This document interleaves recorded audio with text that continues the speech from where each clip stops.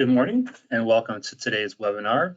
Learn what elder law attorneys are advising clients in 2021, presented by Elville and Associates Managing Principal and Lead Attorney Stephen Elville.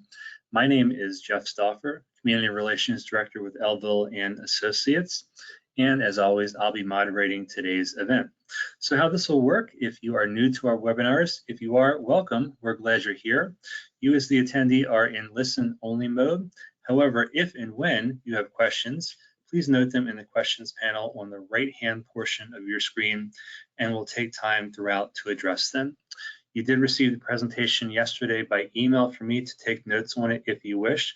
If for some reason you did not receive the presentation, it is currently available in the section marked Handouts on your screen, and you can download it at this time if you choose. For CFPs, CPAs, and various other professionals on today's webinar, you may receive 1.5 continuing education hours for attending.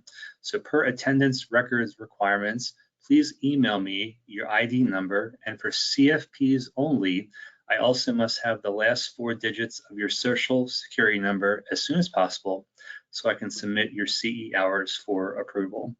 Everyone will also receive a post-webinar feedback email right after the presentation. And we do ask that you please just take a couple minutes to fill out this simple survey to offer us your feedback about the presentation. It's also an ideal time to request a consultation with Steve for any planning needs that your family and you may have. And we always look forward to being a resource to you now and in the future here at Elville and Associates. So briefly, I'd like to take just a couple minutes to talk to you a little bit about our firm and Steve, if you're not familiar with Elville Associates and Steve in particular. So as you can see, we were founded in 2010 in Columbia by Managing Principal and Lead Attorney Stephen Elville. We have a number of different practice areas here at Elville and Associates, including estate and special needs planning, elder law and elder care planning, which we're going to be talking about today, estate and trust administration, business law and succession planning, guardianship and litigation, tax planning, and asset protection. We have 7 attorneys, 12 staff members, and 5 locations. Steve and I are coming to you live from the Columbia location in the busy Columbia Gateway community right now. Our mission, as it always has been and always will be, is to provide practical solutions to our clients' needs through counseling, education, and the use of superior legal technical knowledge. We do offer a lot of education here at the firm for those of you that have been with us. We do that through our planning processes with our clients. We offer well over 100 educational webinars and workshops in the communities that we serve each year, and also by way of our accredited client care program. We're one of only 2 firms in Maryland to have an accredited CCP, as we call it, by the Client Care Academy in Boston, Massachusetts. We also work with the ideals of client education, collaboration, and compassion in mind with every client, every time here at Elville and Associates. So lastly, a little bit about Steve. So Steve's work as an attorney for the past 20 plus years has been centered in elder law, special needs planning, and estate planning, with an emphasis in the areas of tax planning and asset protection. He is a member of the National Academy of Elder Law Attorneys, the Academy of Special Needs Planners, and the National Network of Estate Planning Attorneys. And importantly, he works to bring peace of mind to clients by creating solutions to their needs through counseling, client education, and the use of leading-edge legal technical knowledge. He is a very seasoned speaker. Each year presents at many webinars, workshops for businesses and their employees, conferences, and continuing education events, and also named to the Maryland Super Lawyers list for a 6th time in 2021 and a 5th consecutive year. And he also had a feature story written about him in the National Super Lawyers magazine about the Elville Center for the Creative Arts, which, if you don't know, is our firm's charitable organization that he founded in 2014, and I am very privileged to be the executive director of. We do a lot of work in the community with a lot of schools and their music programs and other organizations to help underprivileged children that want to participate in music but don't have the means to do so on their own. So if you have any questions about that, you can certainly reach out to Steve or reach out to myself, and I'll be very happy to speak with you further about that. So that is a little bit about Steve and Elville and Associates, and we're going to go ahead and get started. And Steve, I'm going to turn the presenter rights over to you. You'll see All that right. button pop up. I'm looking for that button. There it is. Okay. All right, Jeff, thank you so much. And let me just get to the presentation here and make sure that I'm starting it from the beginning. And I make sure that I have, there we go. We have control. Looks good. All right, thank you, Jeff. And good morning, everyone. And happy June to you. And what beautiful weather. Could we ask for any better weather than we had yesterday? And from what I see here today, from where I sit in Columbia, a wonderful day today. So to me, it's the best time of year. And I just welcome you this morning and thank you for spending your time, your valuable time, learning and educating yourself, which is what we like to do. We like to educate. We like to teach here at Elville and Associates, and appreciate you being here. We're going to try to stay to our strict schedule. I will begin on time here, and we're going to end on time. And I want to thank Jeff, who is our moderator this morning, for his wonderful work as my friend and colleague and facilitator of these wonderful events that we get to participate in. And thank you again for attending. I'm going to stop periodically and ask if there are questions. So if you have a question, please fire away, so to speak, and let Jeff know that you have a question. He will interrupt me if needed. And when you ask questions, it helps us. So it makes it more interesting for everyone. So feel free to ask questions as we go along. So here we are in this beautiful June day, and it's the beginning of summer. I hope many of you have travel plans, and I hope that you have much happiness after the last 16 months of the COVID crisis and the sorrow and things that everyone has had to go through because of that. I hope you're having a wonderful summer or start of summer. So what are we doing here? What are we doing here talking about elder law? Well, unfortunately, as you may know, and some of you may have situations that are ongoing, elder law issues, issues with disability, issues with Medicaid, issues with asset protection. They don't take a break during the summer or the beautiful spring. So that's why we're here talking about what's going on in 2021.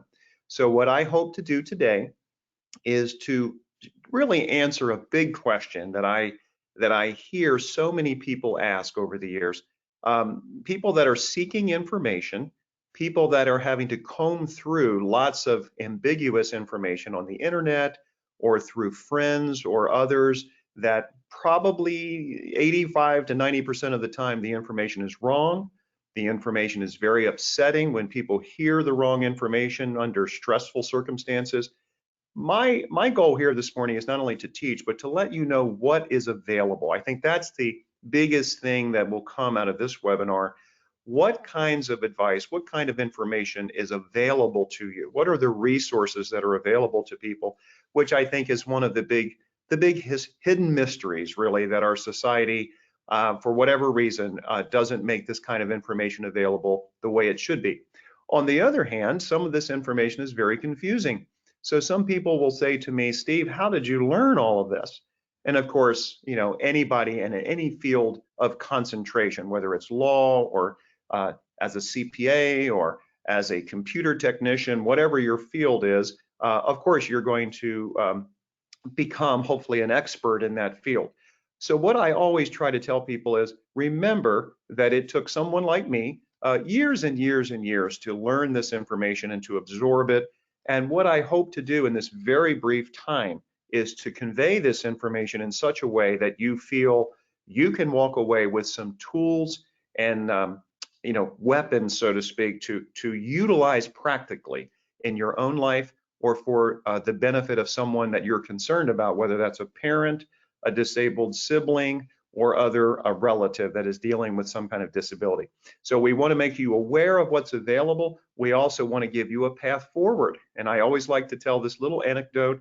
When I was a young lawyer, there was a reputation, it seemed, at least in my mind, among some of the elder law community in Maryland, that there was a lot of consultation going on with lawyers and their clients, but not a lot of direction from the lawyers, maybe not a lot of proactive solutions. So I not only want to show you what is available, we want to suggest some practical solutions that you may want to apply to yourself or overlay onto your particular situation.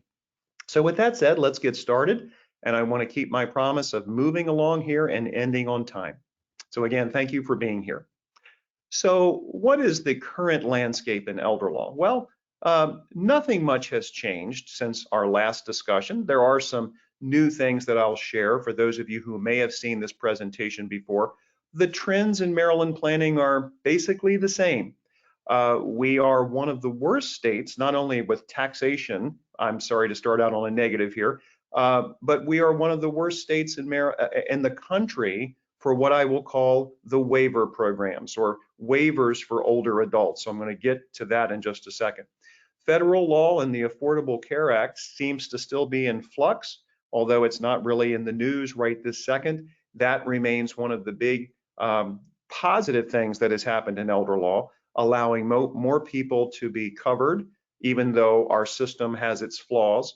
But I want to get to the major problems here that I mentioned as far as the trends in Maryland.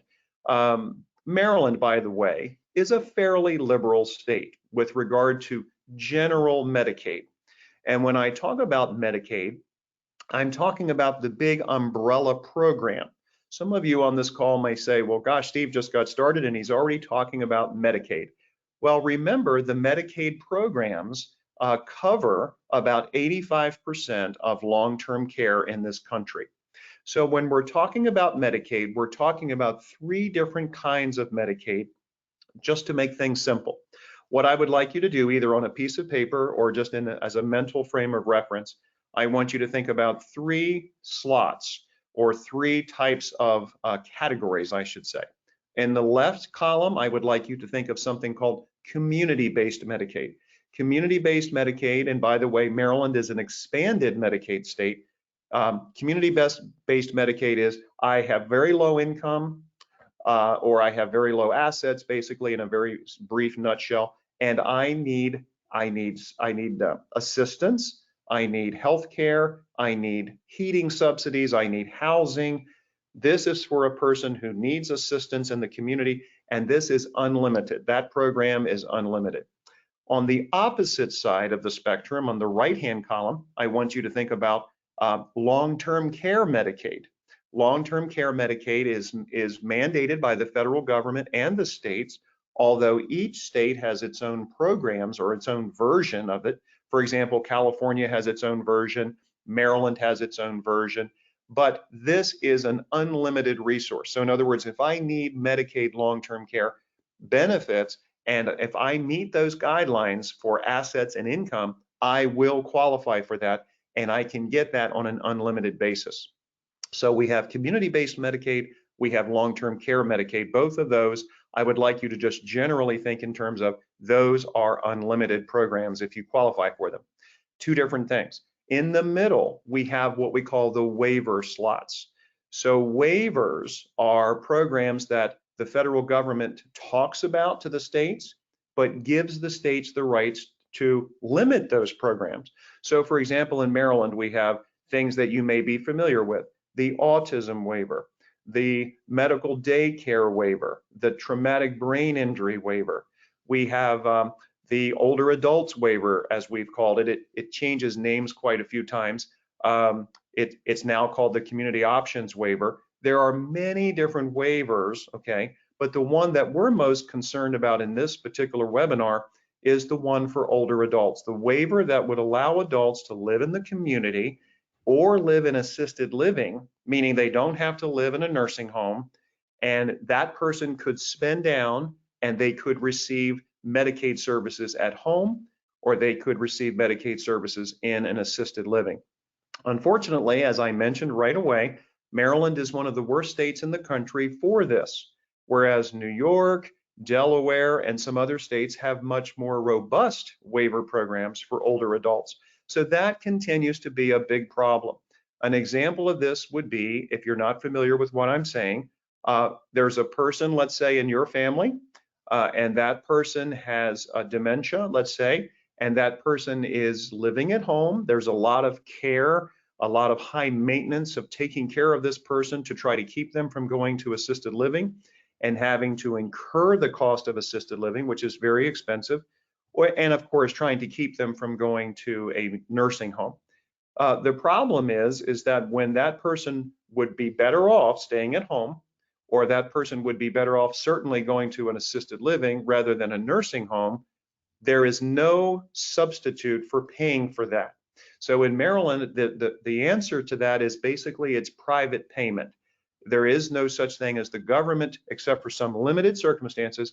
There is no such thing as the government paying for that unless you meet a very certain criteria in Maryland, and unless you wait for about 23,000 people who are on the waiting list. So this waiting list is very big, and Maryland does not open up its waiver slots like it should. This is a big legislative problem. This is a problem the elder law section has tried, the elder law and disability rights section of the Bar Association has tried to address. And some people on that section council of the bar have worked extremely diligently to try to get these waiver slots expanded, and it just hasn't happened. So unfortunately, as we age, this is a major problem. Assisted living and care at home is generally private pay in Maryland, unless a person can get a waiver slot, and those waiver slots are very limited, and there's over 20,000 people on the waiting list. So that is a big deal that we all as Maryland residents need to be concerned about, and especially if we have older relatives that have issues. Augmented estate. I'm going to switch gears now to the augmented estate. This is actually a positive thing. To make a long story short, in October of 2020, there was a law that basically swung the pendulum from very little protection of surviving spouses to a very robust protection of surviving spouses, to make a long story short. And what does that have to do with elder law? Well, as part of the compromise about how a spouse can leave assets to a disabled loved one, there was a compromise that basically said, if you leave a certain amount, and basically it's a little bit more than 1/3, if you leave at least 1/3, which most couples would leave everything to the surviving spouse. If the well spouse died first, so that's what we're talking about here. What if the well spouse dies first? Well, federal law allows a well spouse to leave a trust established under a will for their disabled spouse. And under this compromise with the augmented estate, what happened was the state of Maryland sanctioned officially the use of a testamentary trust, a trust at the death of the well spouse for the disabled spouse. And if you leave assets to that particular trust under a will, which has been federal law since 1993, there is no recovery. So there's been a federal law about this since 1993, but there was an open question about whether the state of Maryland could recover against this kind of strategy. And the answer is now there's been a compromise that says the Maryland will not have a recovery against the assets left to that trust by a well spouse if the well spouse dies first, which is a very powerful strategy just in case that happens. And that is a very good thing for elder law. So the trends in Maryland about that law are very positive. The trends about waiver programs, not so positive as far as the older adults waiver. And Maryland, of course, continues to be liberal overall in Medicaid, but not liberal with regard to the waiver programs, which again is a huge issue. Costs of care, of course, continue to increase.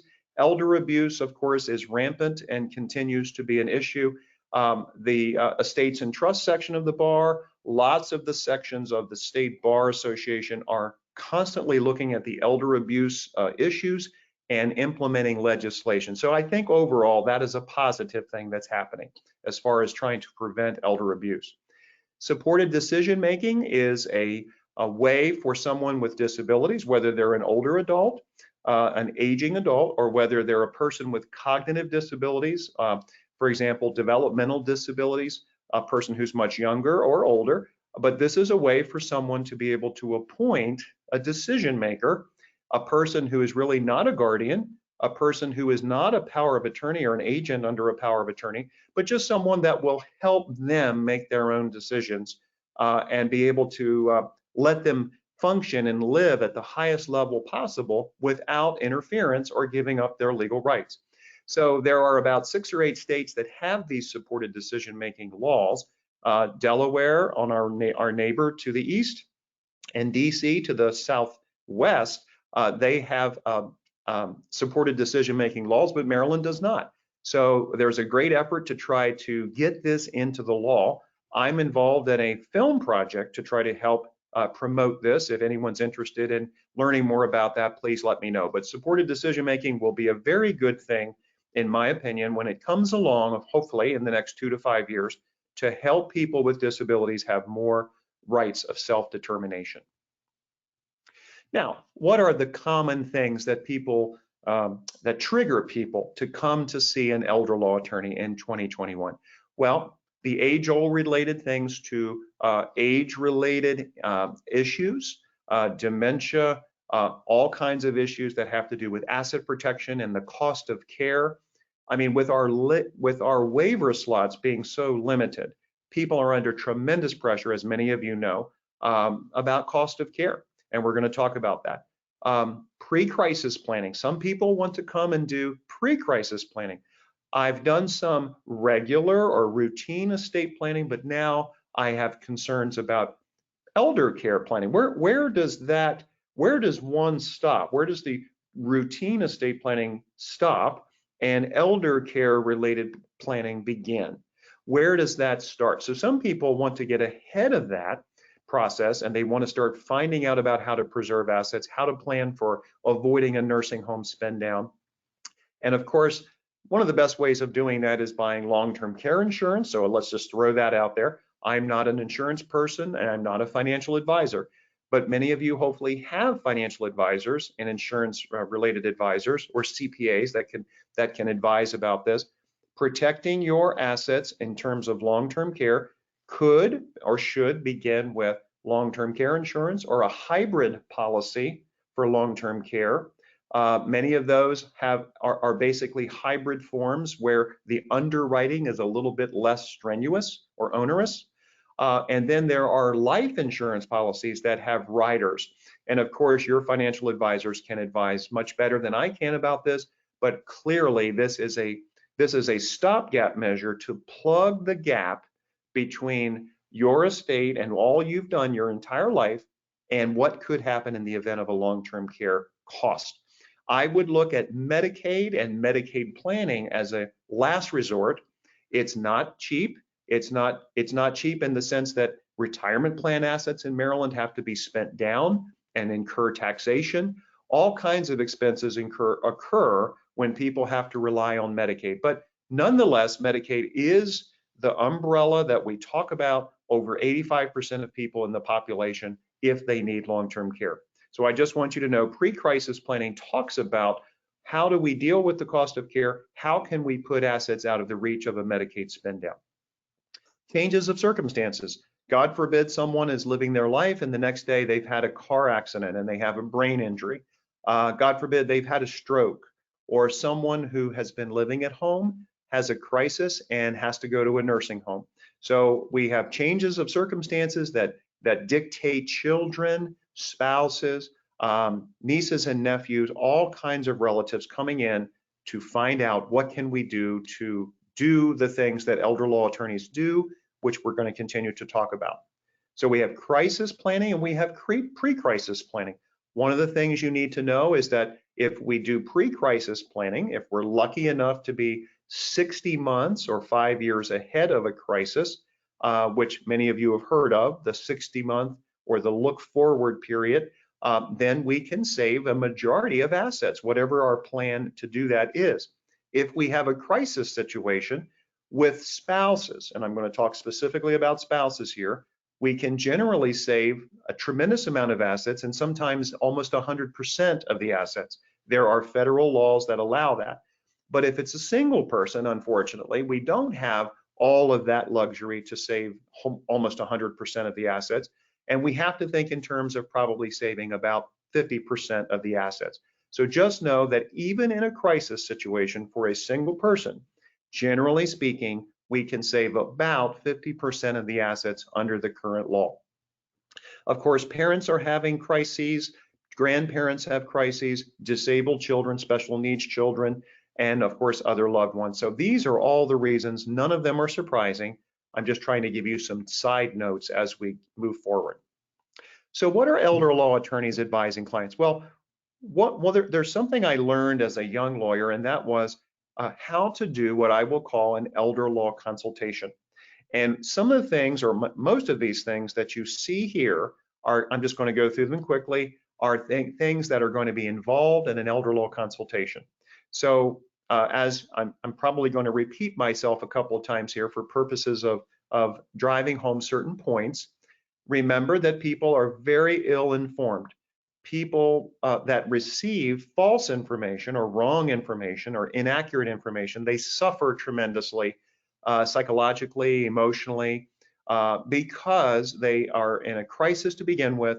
Then they receive false or incorrect information that just drives them over the edge sometimes. So we've seen many situations like that. So just know, for anyone you know who is dealing with a situation where they need an elder law consultation, it can restore a lot of confidence, as we're going to talk about. Because in that consultation, we're talking about healthcare decision-making, financial decision-making. Let's look at point B here, financial decision-making. Probably the most important issue, in my opinion, in elder law, other than the issue of income. How much is a person making as far as income, which we'll talk about a little later. My main focus in my practice is, what is the power of attorney that this person has? Does this person have a financial power of attorney? And what kind is it, and where is it, to make sure we have the original? And is it a simple statutory form, or is it a broader financial power of attorney that will give the agent more flexibility under these changing circumstances? So in my opinion, the financial power of attorney is arguably the most important tool in elder law, and that's the first and foremost thing we want to get in place, or we want to update it if we can, or heaven forbid, if the person has no mental capacity to sign a financial power of attorney and does not already have one, then our options are very limited in a guardianship situation, and we don't have a lot of flexibility to save assets. In-home care management. So what's happening at home with so many people having caregivers coming in from the outside? Going down real quickly to paragraph or letter G here. Understanding and limiting liability. What do we have a full understanding of who's coming in? Is this person from an agency, and do they have insurance? If this person is a private person, a friend of the family, a person who's coming from down the street who used to help someone else in the neighborhood, is that person insured? Is that person a liability if they were to hurt themselves? All of those things have to be thought through. What about their taxes when you're paying them? Are taxes being withheld? All of this kind of tax reporting and liability issues. Nursing home placement and assisted living. We want to look at contracts before they are signed. We want to understand the services and the fact that the resident is entitled to a care plan. We want to make sure there's going to be plenty of advocacy. We want to make sure before we're placed or placing someone that we understand the ratings of these facilities. And all of these things are rather common sense, but this is the kind of thing we're talking about. Estate planning, wills, trusts, Medicaid trusts, veterans trusts. What is the goal? Remember, all elder law planning, all estate planning is goal driven. Do we want to protect assets? This is the theme of a lot of elder law strategies, and a lot of consultation is about the various asset protection strategies. Again, we talked about contracts, even in continuing care retirement communities. Sorry, I fast forwarded too quickly. Medicaid and medical assistance. We want to talk about the three categories that I just described. Many people are very confused about how those categories apply to their situation, where to get the proper advice, how can we make assets last as long as possible, and so forth. So this is a continuing struggle. Jeff, I'm having trouble getting to the bottom of my screen there. I apologize. I see Medicaid and Medicare.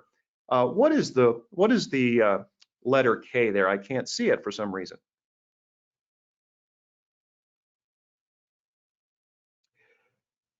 We may have lost Jeff for just a second, but I apologize. I can't see that last bullet point, so we're just going to move on to the next. Sorry, Steve. Let me find that for you.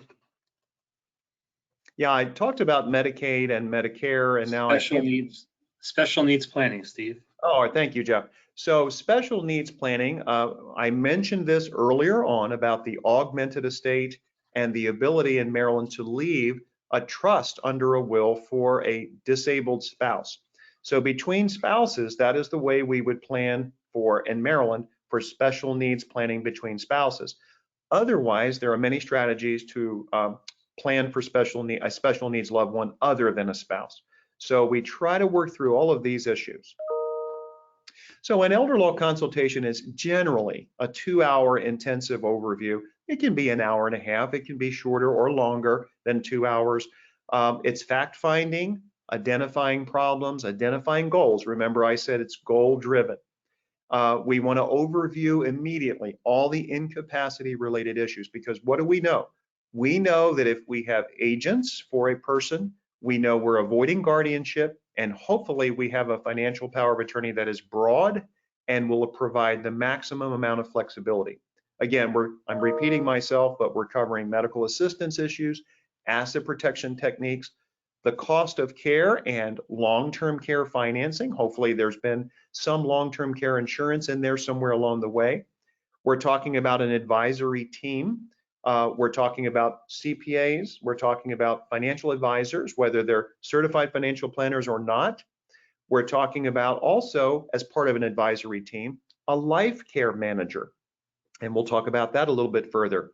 And of course, recommendations. So we want to give hope, clarity, and next steps, really. We don't want to just give information under these kind of circumstances. We want to be proactive, and that's what we do here. So why is this so important? Well, I talked about how people sometimes, and many of you on this call may have experienced this, people are curious, they are desperate for information.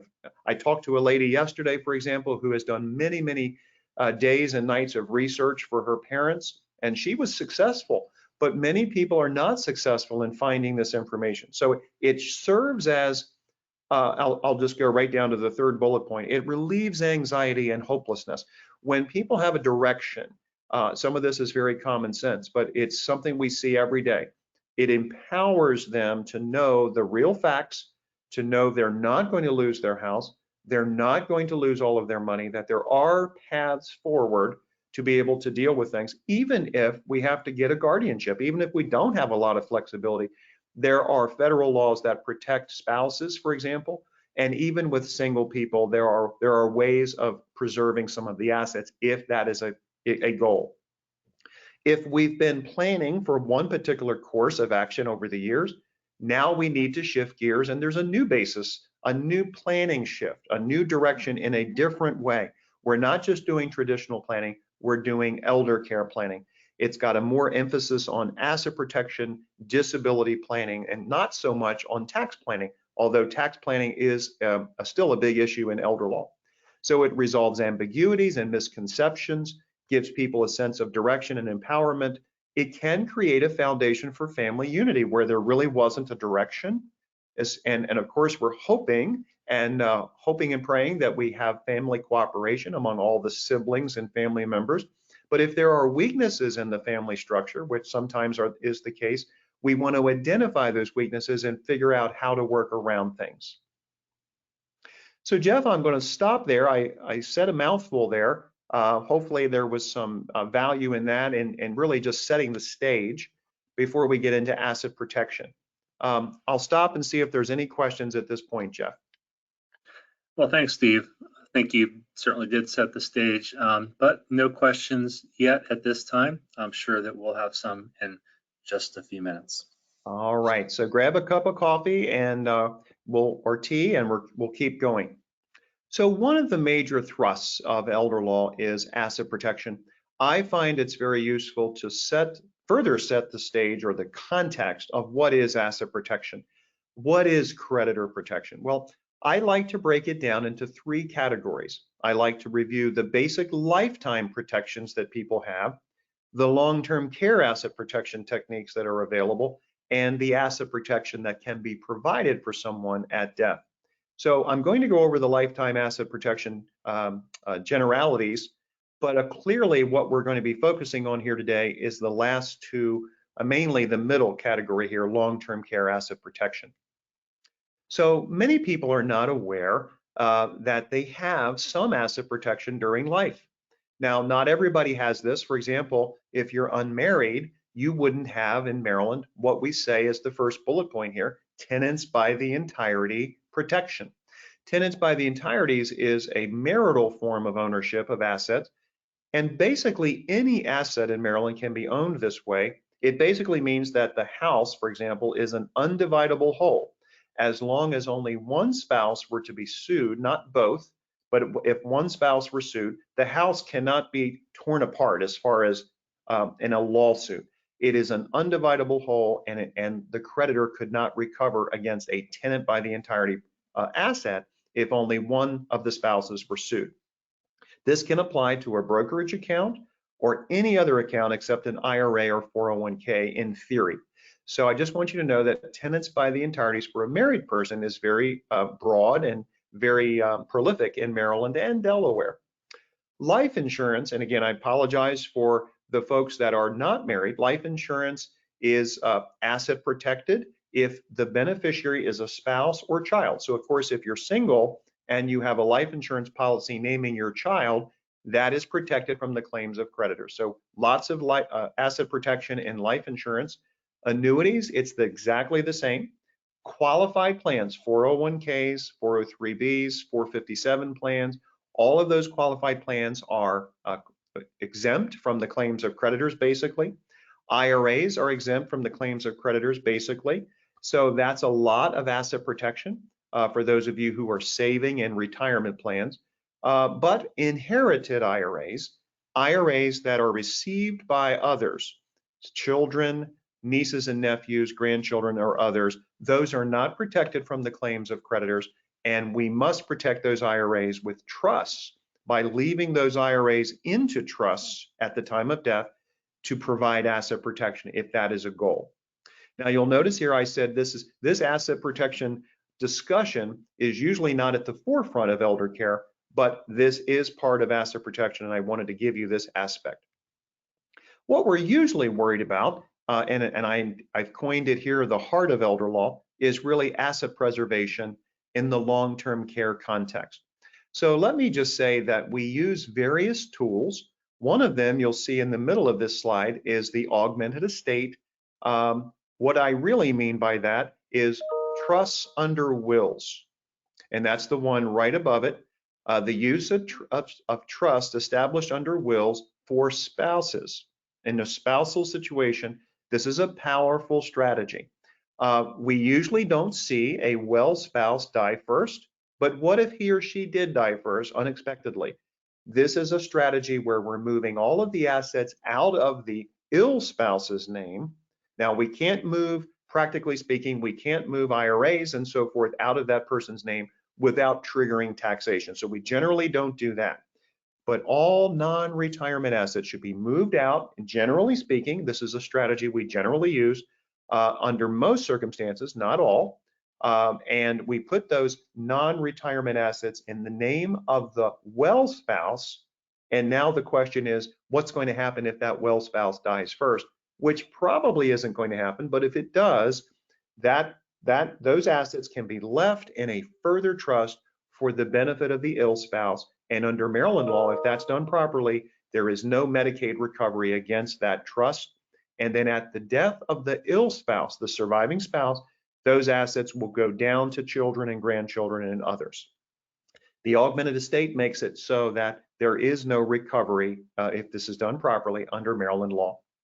So we use Medicaid trusts, Medicaid Asset Protection Trust, a very, very powerful tool to be able to move assets from a parent, let's say, to a trust for children. The parent cannot be the beneficiary of this trust because in essence, they have given away the asset. The same thing is true of a veterans asset protection trust. The VA used to have rules that were different in many respects from the Medicaid laws, and they still are. But in November of 2018, the VA changed its rules to say that they actually have a look back period now. So in certain circumstances, we use veterans trusts for people who have spouses or themselves. They can qualify for veterans benefits for aid and attendance. In a general planning scenario in elder law, we may switch from a traditional plan to a Medicaid asset protection trust plan to preserve assets. And we'll go back down to the 5-year look period in this bullet point at the bottom or in the middle of the bottom. Remember that under the Deficit Reduction Act of 2006, now instead of a 3-year 36-month period, we have a 5-year 60-month period. And we have to look forward 60 months. So if we give away assets, we want to look forward 60 months into the future. And we know that if we do not apply for Medicaid during that 5-year period, there's many things to explain about this that we don't have time to get into today. But if we apply for Medicaid at any time during that 5-year period, we're going to experience a penalty. So we want to get past that 5-year period. And if we can get past that 5-year period without applying for Medicaid, then that means that we've, under the current law, we have preserved the assets in that Medicaid or Veterans Asset Protection Trust. The rule of halves is something for you to know about and remember in the back of your mind. That's what I mentioned earlier on, that in a crisis situation for a single person, we generally can save about 50% of the assets. So even if a single person does no planning, but thank goodness they had a power of attorney that was very flexible and gave their agent this power, the agent can now take actions to save, if it's a goal, save 50% roughly of their assets. That's called the rule of halves. Life estate deeds is a very simple way to take a piece of real estate, reserve a life estate for the person who lives there, the older person, and then at their passing, that life estate the property remainder will go to beneficiaries, basically called remainderment. So a life estate deed can either be with the power of sale. That doesn't help us for Medicaid asset protection. That does not start the 5-year period. But a life estate without the power of a sale, the person who lives there and who reserved the life estate, they are giving up the right to sell the property. And so that is going to start the 5-year period. I'm also going to mention one other strategy that I find an extremely powerful strategy and that I see more and more of. And that is under the new law several years ago, the Deficit Reduction Act, it is allowed for a person to purchase a life estate. So here we're talking about a life estate deed where someone reserves a life estate. But there is a strategy for, let's say, a parent who wants to live with their child and is willing to purchase a life estate in the house or the residence of that child. That person can purchase a life estate, and there's a calculation for how much that life estate is worth to that person, depending on the value of the house, depending on the age of the person and some other factors. And the big strategy here is if the parent purchases a life estate, then the money that they pay the child, that money will not be considered a gift to the child as long as the parent does not apply for Medicaid within 12 months. So now we've reduced the 5 years, the 60 months, down to only 1 year, 12 months. So that's a powerful strategy for the right situation where a parent wants to purchase a life estate in a residence of their child. Now, asset protection and death, this is an ancillary tool, I like to say. So whether we're doing elder law planning or whether we're doing regular routine estate planning, this is a powerful tool where basically at the death of a person, then we can leave further trusts. For the protection of beneficiaries. So let's talk about asset protection. I'm going to go back one slide to the Medicaid Asset Protection Trust. And then we're going to talk about, again, asset protection at death. Many people want to use Medicaid Asset Protection Trust because it allows them to transfer assets away from themselves. Let's say an older adult who has this goal to preserve assets. It allows them to preserve assets away from themselves to this Medicaid trust. So think of that as a bubble.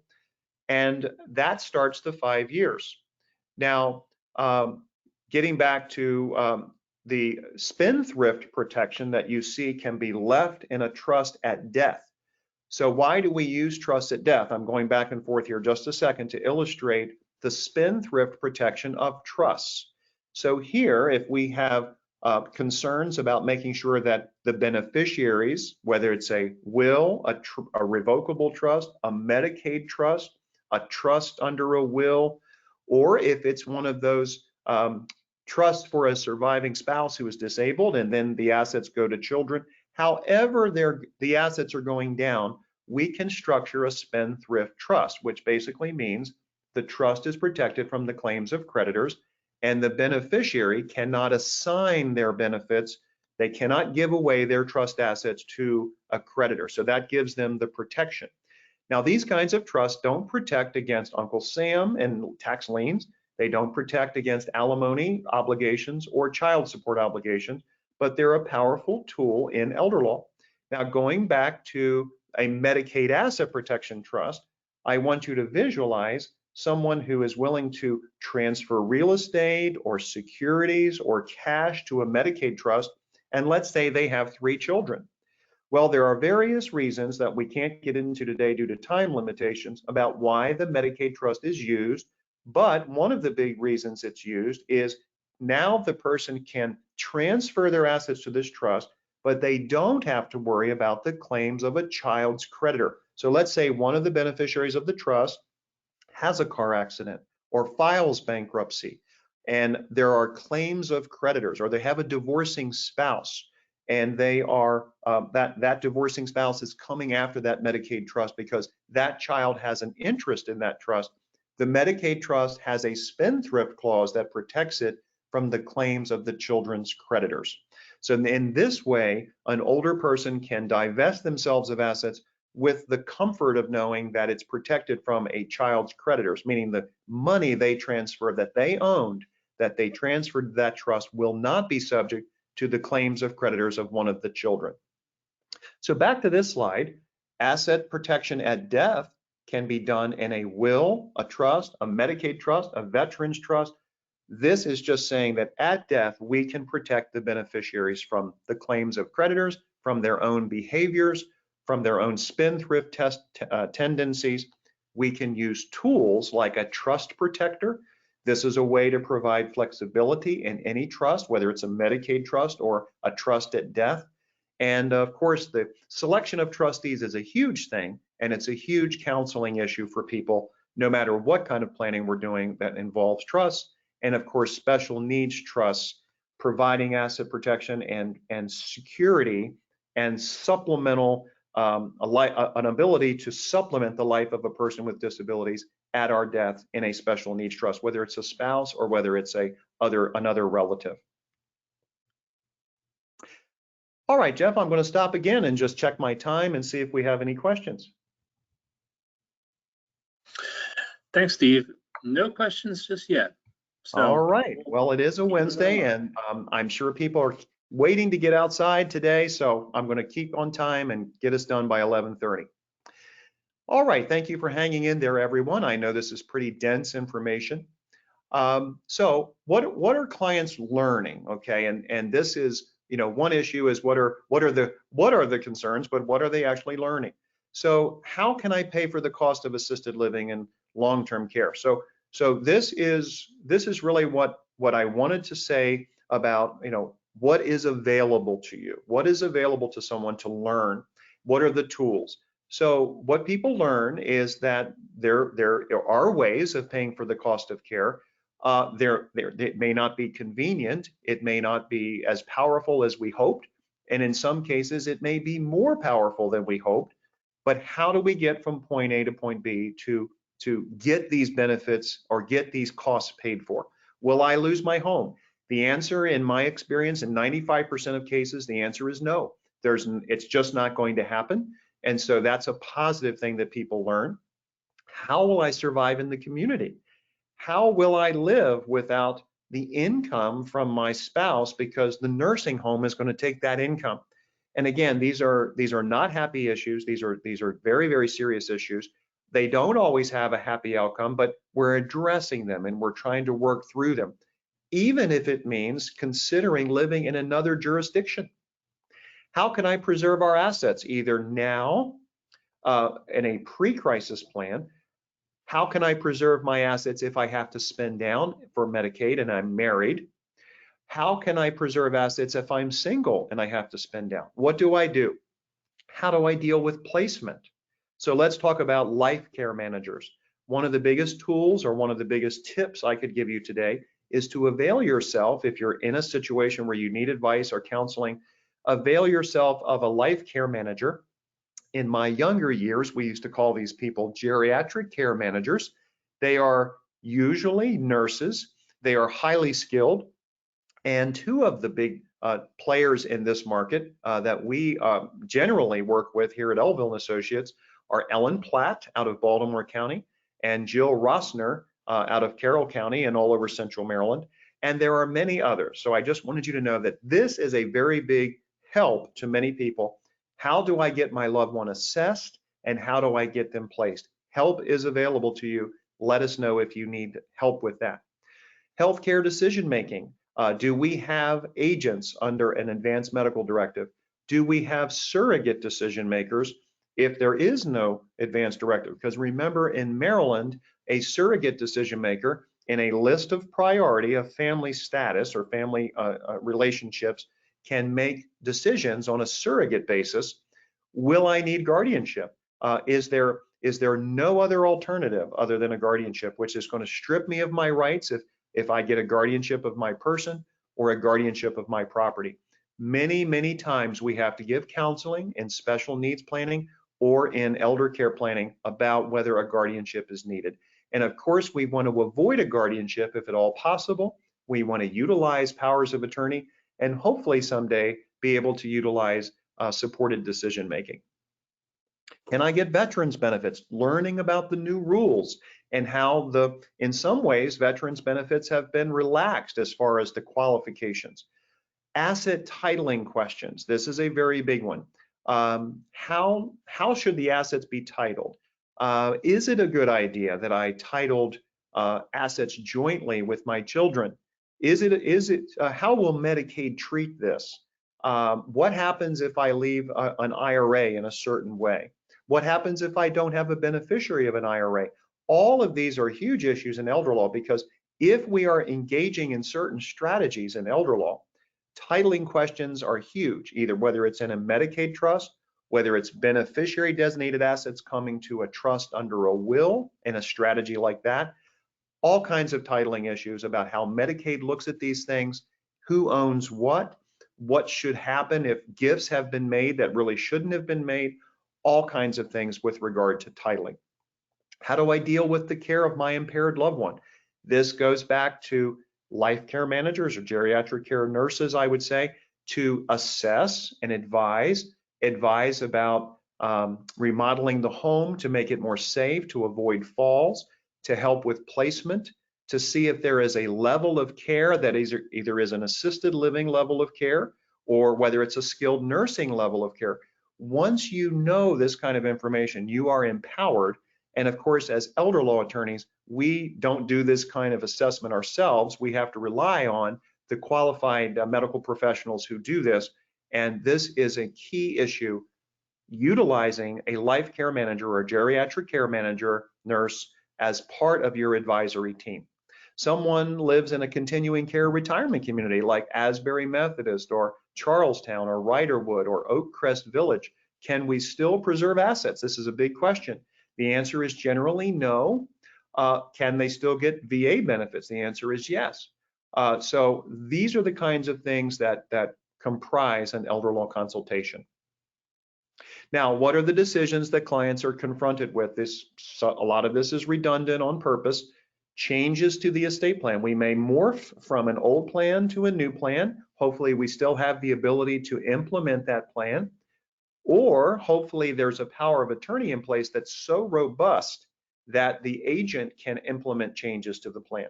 But there's hard decisions many times in these elder law consultations or the result in resulting meetings or subsequent meetings about healthcare decision making, placement, transfers of assets. Is it time to transfer assets out of a disabled person's name? Whether it's a single person and we need to divest them of assets so they can get public benefits, or whether it's an ill spouse and we need to use a power of attorney to divest them of assets, get the house out of their name, those kinds of tough decisions that are very emotional and difficult, but sometimes very necessary. I just mentioned life care managers and levels of care. We see this every week, every month, where people are calling and saying, I don't know what to do. Our first advice is get an assessment. Now, the assessment can be done on the county level with no cost, but many times we recommend getting a private person like an Ellen Platt, like a Jill Rossner, who are these wonderful professionals who can come out and advise generally, be a resource, and actually do these types of level of care assessments. All right, I'm going to look at my time here real quickly, and I know Jeff will interrupt me if we ever have any questions. It's almost 11 o'clock, and I think we're probably going to go about another 15 minutes for those of you who are eating brunch or lunch and or at work. So thank you again for hanging in there. Do you have a question, Steve? Question? And that, let's see here. Seems to be jumping around on me a little bit, sorry. So that question is, Steve, do I understand correctly that much of elder law planning is for protection of assets to qualify for Medicare, long-term care? Let's see here. Long-term care. If that's the case, who tends to be the client for this type of consultation? Children of parents who have limited assets rather than the parents themselves? Well, that's a great question. It's a wonderful question. I would say that in my younger years, it used to be a situation where we would consider, if you don't mind me saying so, an elder law client would be considered to be someone who might have $300,000 or $400,000 in assets at the most, and a residence, and that would be what we would consider a person who would be most likely to come in and be concerned about, preserving assets and do we have everything in order, or how do we spend down for Medicaid and so forth.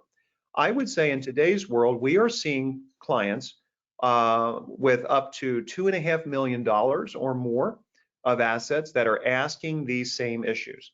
I would say even up to 3 million. We are seeing people who do a good job saving for retirement, and as a result, in Maryland, when it comes to flexibility, we don't have a lot of flexibility because we have a ton of money in retirement assets. We have people who have lived very conservatively, and their children come in and they want to know how to preserve the remaining assets, because even though there are more assets, let's say, in that person's estate, the cost of care and the fact that Maryland doesn't provide any kind of real viable Medicaid payment for in-home care or assisted living care, because the cost of care is so high, the fact that the assets have grown and are much bigger than we used to see 20 years ago, it's all relative, because we see people that could easily spend $1.5 to $2 million on long-term care costs, either in assisted living or staying at home with lots of services. So I would say, and hopefully I'm answering the question, I would say that it's generally children of parents, but also it's spouses that come in with impaired or disabled spouses that need to understand, okay, we did general routine estate planning, but I really need to know about this elder law issue or issues that now go beyond our conventional planning, because I can't sleep at night. I'm afraid we're going to lose our assets. I'm afraid we're going to lose our home. And so I would say it's many times the children in a group of children, depending on how many there are, but it's also a lot of spouses that come in. Or it's spouses who are engaged in regular estate planning currently, where they don't really have any issues going on as far as elder law issues, but as part of the discussion, now there needs to be a timeout, and we need to shift gears to talk about what if this becomes an elder law plan.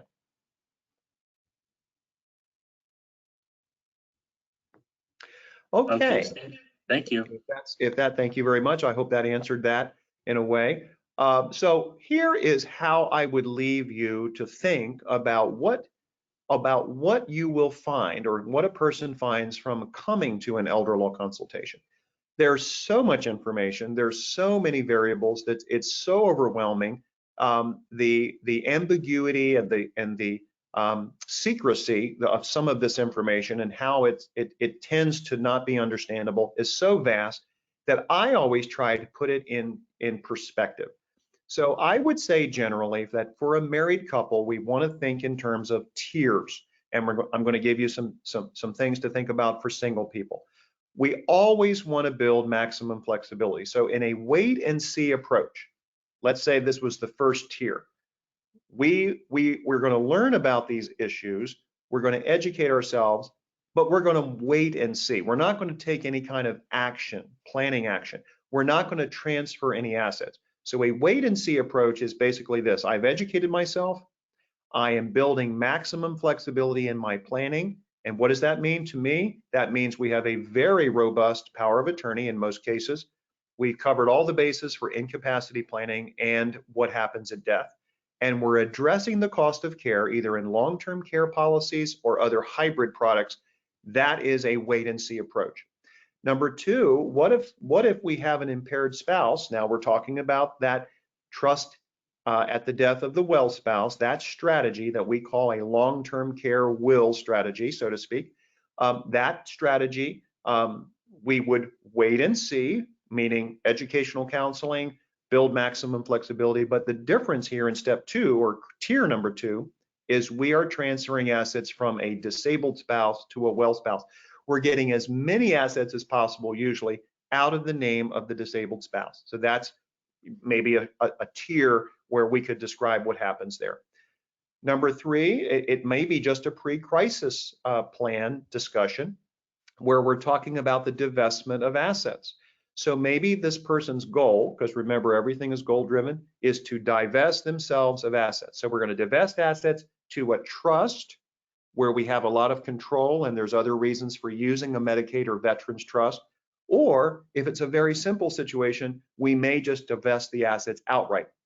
But there are disadvantages of doing that, and many times we are not doing outright transfers. And we always have to be aware of the income tax issues when we're transferring certain assets. Now, if it's a crisis plan, then we're usually talking about the preservation of assets for a well spouse, or if it's a crisis, well, obviously this is a well spouse, this is a spousal scenario, I should say. So here we're concerned about how to do a Medicaid spend down or preserve assets for a well spouse, and this can give a lot of sense of empowerment. Now, for an unmarried person, I would say this is somewhat similar. If that person is simply trying to find out information, educate themselves, our job really is very simple. We want to build maximum flexibility in the planning, and we want to address the cost of care issues in advance with long-term care insurance or a hybrid product or other savings and self-insurance. If it's a pre-crisis situation, it's very similar. We're divesting assets either outright or in trust, usually in a Medicaid or Veterans Trust. If it's a crisis plan, we're generally doing this. We're saving hopefully up to half of the assets using a strategy called the rule of halves. And there are two major strategies to do that for those of you who are interested. One is called the gift and return strategy. The other is the promissory note strategy, which is beyond the scope of our discussion today. But these are strategies that have been allowed and hopefully will remain allowed by the law, where assets can be preserved even for a single person under a crisis situation. Now, I've been redundant on purpose, as many of you know who may have heard me before. I'm being redundant here again. In planning for elder law, incapacity planning is the key. We want to have extremely strong powers of attorney and advanced directives, but especially powers of attorney. And for those of you who have not seen this, Maryland has a statutory power of attorney, which is very good. There's a simple one, there's a broad one, or a long form, they call it. But in elder law, we don't generally want to use the statutory form for our purposes because we want to customize this form and we want to have very broad powers. There was some discussion this past year of enhancing the statutory forms to include some of these elder law powers. I will actually have to do my due diligence to see if any of those things actually passed the legislature. But generally, we are talking about a supplemental or broad general durable power of attorney to give the agent The principal gives the agent these powers to give them the powers that are needed to do whatever is necessary depending on what the person's goals were. If it is to preserve assets, then those powers are going to allow for the creation of trusts, the funding of trusts, the transfers of assets to trusts, all kinds of things that are in there that allow a person to spend down for Medicaid for the principal and preserve assets. Healthcare decision-making, of course, is very important. As long as we have agents and those agents get along, we are avoiding guardianship. Now, I mentioned the Maryland statutory form, and there are several slides here that talk about some of the powers that are not generally included in this form. And I'm not going to spend a great deal of time on this in the interest of time, but I just want you to know that if we're dealing with a situation, for example, I met with someone yesterday. I haven't reviewed the power of attorney yet, but just looking at it, it looked like it was a statutory form for the elderly parent, and it may not be enough to do what we need to do. To give us the flexibility that we need that broader general power of appointment, broader power of attorney is what I'm trying to say. And we can't deal with just a statutory power of attorney. Now, it's good that this person has a statutory form, but as you see through some of these slides that I'm going to go through now, the statutory form itself does not cover elder law related concerns, planning for special needs. It doesn't give enhanced powers. It doesn't allow for the ability to create trusts. It does not allow for the ability to do asset protection through transfers and funding of trusts. It doesn't allow for Medicaid spend down. And it's not that an agent wouldn't be allowed to do a Medicaid spend down with a statutory power of attorney. It's just it would be better if it explicitly said so in a much more powerful form. So there are limitations to what we can do with a statutory form. So hopefully, as we look at incapacity planning, we're talking about the implementation of an extremely broad power of attorney.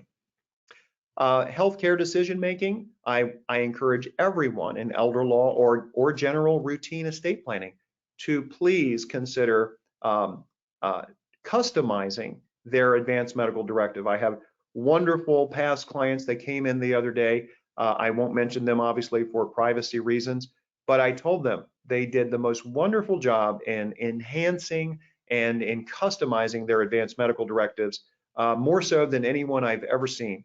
And the idea here is to insert your personal preferences, talk about anything that's on your mind about healthcare decision making, because at a time of crisis, the only thing we know is what you have said verbally or shared with your agents about what you want, and what we see in the advanced medical directive. With the advent of the MOLST form, which many of you are aware of since 2013 and 2014 across the nation, the MOLST form is required in Maryland. It's extremely important to understand what it is and what your agent should know about it. But I also want to say, don't let anyone tell you that the advanced medical directive is not important because of the MOLST. The MOLST is this technical medical order. We don't want to overlook the fact that the healthcare document, the advanced medical directive, appoints your agent, so therefore it avoids guardianship of the person, and it also has your personal directives and your end of life decisions and when the power goes into effect and so forth, and it avoids guardianship of the person. So we don't want to ever be told or believe that the advanced medical directive is not important.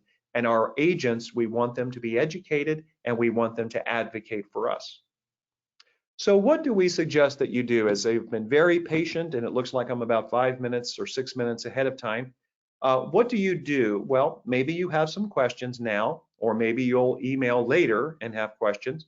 But we strongly encourage you, if you know someone who is suffering from a lack of information, someone who is suffering from false information, and I'll share a quick story. I once knew someone who was experiencing a crisis with a spouse. I don't usually meet people at restaurants, but I met this lovely person and her husband at a restaurant because it was an emergency situation. I drove a long way to meet them, and she was just suffering from all kinds of impact of false and misleading information. And it wasn't until, several days after we met and she got herself to believe and understand that what she had been told from many different sources, including nursing homes and well-meaning relatives, that she wasn't going to lose her assets. If you know someone who's suffering under the illusion of false information and that this can be helpful to them, please tell them there is nothing to fear. They can relax and bring in information and discuss these things in the confines of a very nice setting where they can share their concerns and receive counseling and information. We would like you to complete an elder law or estate planning questionnaire for that person who may come in, because everything that we need to view is in that questionnaire. Now, some people are not in a situation where they have a mindset or the time to be able to complete a questionnaire. What if someone is caregiving and it's all they can do from morning till night to take care of their disabled loved one? Then obviously we don't want them to have to feel like they have to complete a questionnaire, but that would be an ideal situation. We want to see current estate planning documents. We want to see old wills and old powers of attorney and old advanced directives or old trusts. We want to talk about whether you have an advisory team, and does that include a financial advisor? Do you need a financial advisor and a CPA? Do you need a life care manager? We want you to feel free to discuss or bring questions or send questions in advance that you have for the discussion, or if not, we're happy to just sit and take the questions and learn about the situation. But Jeff and I talked about this a couple of years ago. We mainly are committed to give people the room and the time to think, to decide what is important, to be able to receive information and become educated, and bring relatives, bring the children, bring nieces or nephews or siblings or whoever are the agents and the fiduciaries that are involved. We want to facilitate this path forward for you.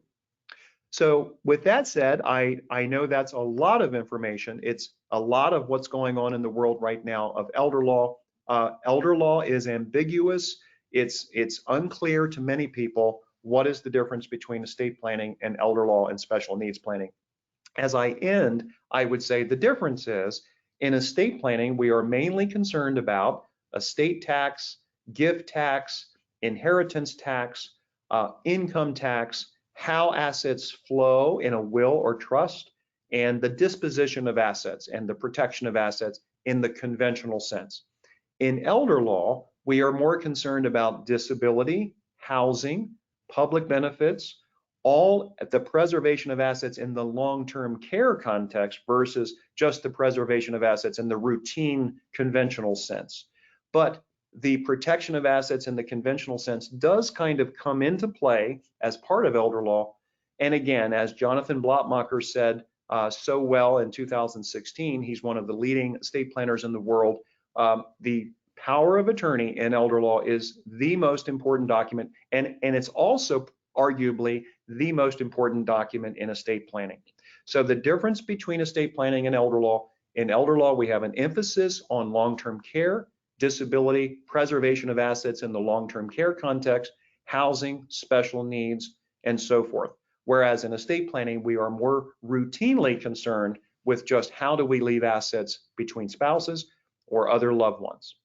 So I hope that's very helpful, at least to tell you what's available, to tell you where the resources are for many things. There's much more to tell that we don't have time for, and also to give you a path forward or someone you know who really needs compassionate counseling and help that they have a path forward. All right, well, Jeff, I think we're ending just slightly early today, which might be a good thing for people to be able to get out or continue on with their day. So Jeff, I'll let you wrap up. Well, thanks, Steve, and job really well done as always. A lot of great information. And we do have a few questions to round out our webinar here. And I'll pose the first one to you. So we have, can some basic provisions be set up as part of a 65-year-old's estate planning that obviates the need for elder planning? That is a wonderful question. I would answer that by saying yes to some degree.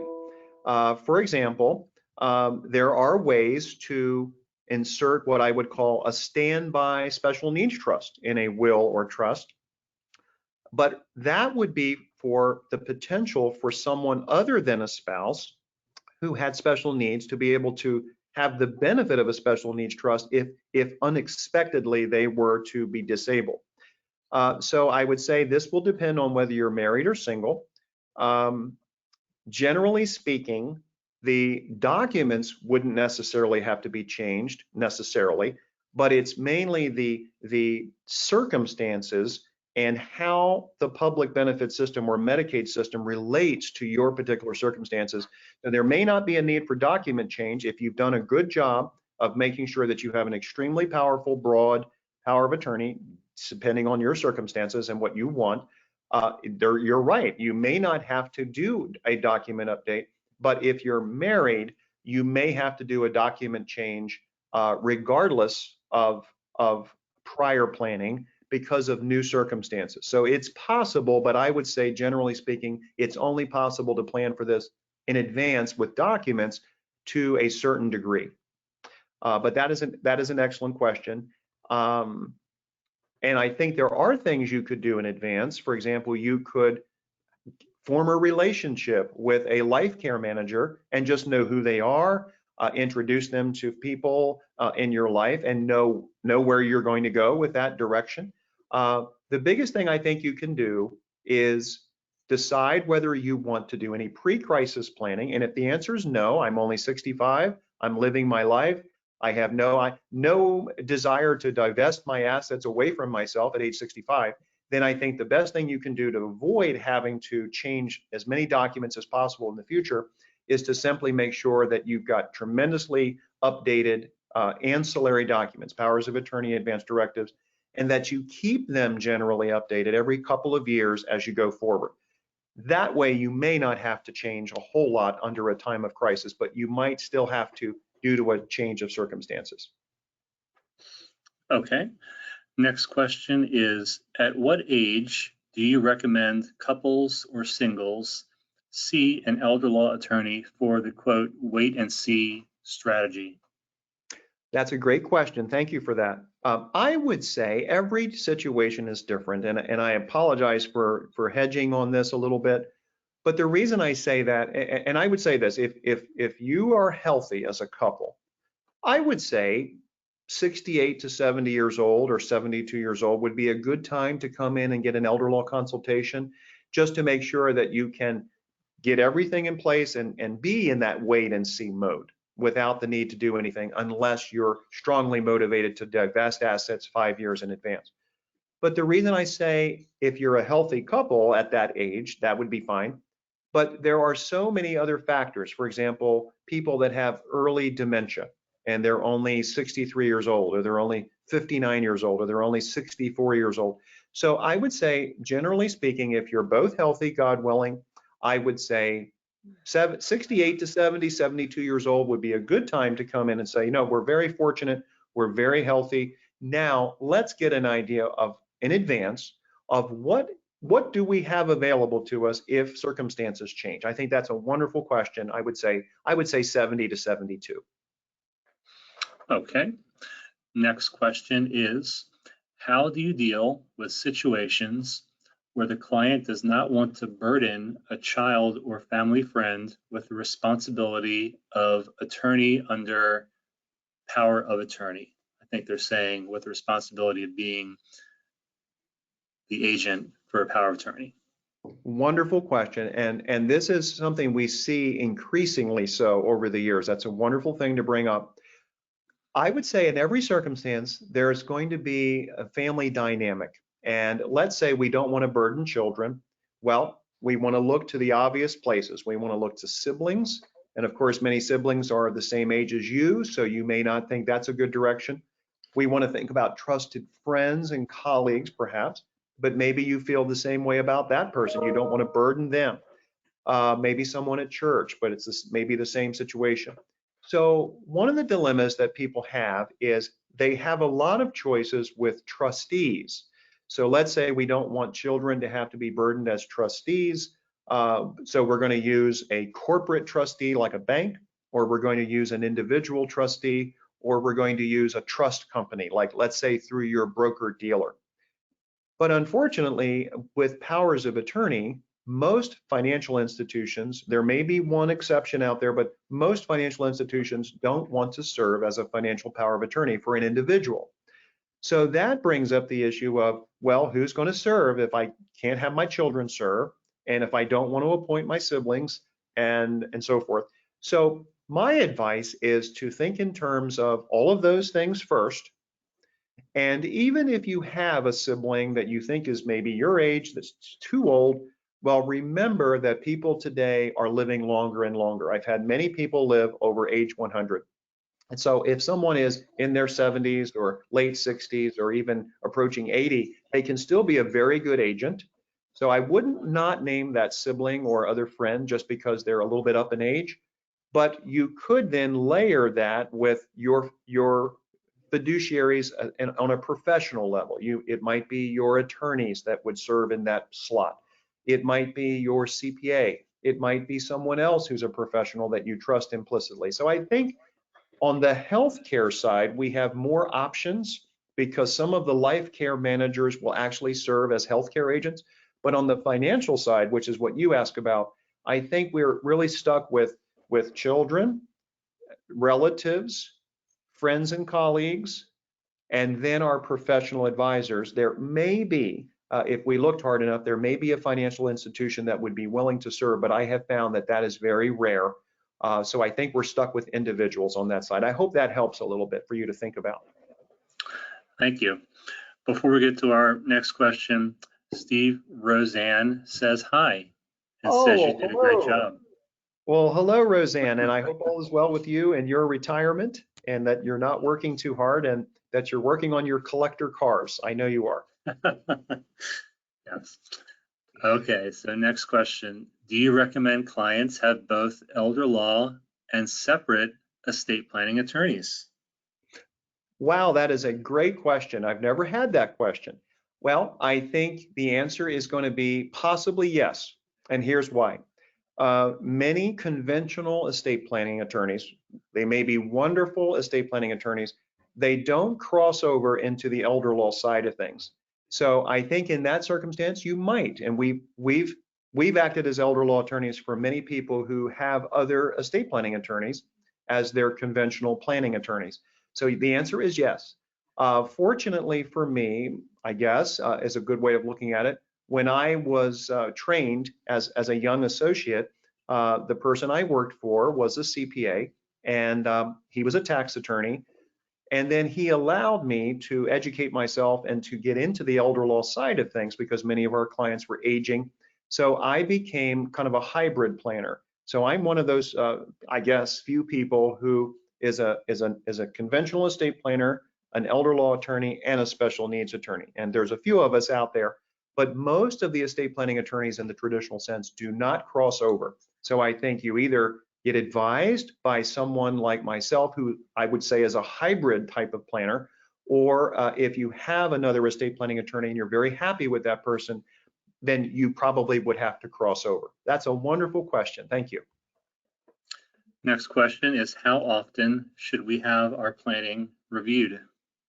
All right, well, thank you for that.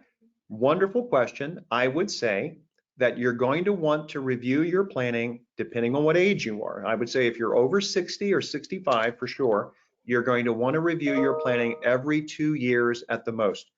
We have a client care program because we wanted to be one of the firms, and I think we are one of the only firms in Maryland that has a client care program. We wanted to be trained to be able to answer this question. So I think for the 45-year-old, they don't have to review all the time. I would say once every 7 or 8 years. But certainly if we're over 60 or 65, I think you want to review every couple of years. And for example, with our client care program, we are encouraging people to update and to stay in tune and to be educated. So I would say every couple of years, you're going to want to spend an hour to an hour and a half with your estate planning attorney saying, how are my assets aligned properly? Are my assets aligned properly with my will or trust? Should I be doing any kind of change to my planning? What are the changes in the laws? And I won't take the time here at the end, but we've got a lot of changes in the laws happening. It's kind of a quiet time now as we approach summer, but the Biden era tax changes are on the burner. starting with Senator Sanders' proposal in March, Senator Van Hollen's proposal at the end of March, and then the American Families Plan by President Biden at the end of April, which continues to be developed throughout the summer. So I think every couple of years, you're going to want to review the tax law changes, whether you're married or single. How are we leaving assets to our children or others? Do we want to review asset protection, elder care protection? I would say, depending on what age you are, every couple of years is what you're going to want to do. Great. And another question just came in here from one of our good friends of the firm, Lori. And the question is, can you speak to the pros and cons of having a corporate trustee? Sure, I'll try to do that very briefly here. That's a whole presentation in itself, and Jeff has a link that he can send about that. But in a nutshell, a corporate trustee is going to be, let's say, for the person who doesn't want to appoint children or burden other individuals, or for the person who wants, let's say, an objective manager of the trust. Now, of course, corporate trustees have their own fee schedules. You have to know who you're dealing with. You'd want to interview them. You'd want to see how they have boots on the ground, so to speak, to take care of the loved ones at the time of death. You want to make sure that they're going to serve. I've had experiences over the last several years where a corporate trustee is appointed and then they swear up and down that they will serve, but unfortunately they have no legal obligation to do so. And at the time of the death, they refuse to serve. They don't like the way the portfolio looks. They don't like the fact that it's not the same situation that they looked at 6 or 7 years ago when you first talked to them. So you have to have flexibility in a trust or a will, just in case the corporate fiduciary refuses to serve. And it's a sad thing to say, but that's the reality that we're living in today. But basically, it's for a person who wants to have certainty, hopefully, a person who says, hey, the corporate trustee is going to manage the assets and they are going to provide trustee services all in one package. And in most of those package services, the corporate trustee is going to file the 1041, which is the trust tax return every year, provide an accounting as requested. So I think it's a question of cost. It's a question of, does that feel right after you talk to the corporate fiduciary that they're going to follow through and take care of your loved ones and they have the means to do so. Also, with a trust protector, the corporate trustee can be removed if they're not doing a good job, as any trustee could. But I think the pros of the corporate trustee are certainty, professional management, professional investment management. It takes it out of the hands of individuals. The cons are that some people see that a corporate trustee is expensive per se, but some of those same folks probably should look at the cost of what the compensation is for a single individual trustee versus the corporate trustee, because that single individual is still entitled to trustee commissions. Plus, the single individual is going to have to invest those assets as a fiduciary through a broker dealer. So there are going to be costs regardless of a corporate trustee. So I think it's all personal. It's all driven by family situation, and you have to do your due diligence to see if that feels like the right direction and interview several of them. Okay, thank you for that. And so it's 11:28, and any burning questions, please go ahead and get them in. Now would be your time to do that. So thank you again, Steve. Thanks for all the great questions there at the end, and that helps everybody learn and keeps Steve on his toes, as always. And so just a couple things coming up on Thursday the 24th, we have our friends from Maryland Able coming back to talk about Maryland Able accounts and how they benefit your loved one with special needs. It's always a popular presentation, and we're happy to welcome back Kelly Nelson, the outreach manager from Maryland Able. She's a wonderful friend of the firm, full of great information. And last presentation for June, on the 30th, the Essentials of Estate Planning and Elder Law, presented by your very own Stephen Elville. So this is going to be a discussion primarily about estate planning. We will be getting into more of the particulars of elder law. There will be a little bit of an overlap, but a lot of estate planning discussion in there. So something that you'll want to be part of. And we're going to take a little bit of a break at the beginning of July, but the middle to latter part of July, we have a lot of presentations and a lot of new topics that we are really excited about. So check out our events page, elvilleassociates.com/events, and you can check that out. I'll send that information out in my follow-up email, as I always do, along with a copy of today's video. And also, as I always do with this presentation, I'll send out some information about the MOLST form. We've got a good informational packet about the MOLST form that we can provide to you for this presentation. So I think that is going to be all for today. It is 11:30. See how that works out. And no more questions. So hope you all have a wonderful day, and thank you for being part of the Elville webinar series. Have a great day. Thank you, everyone.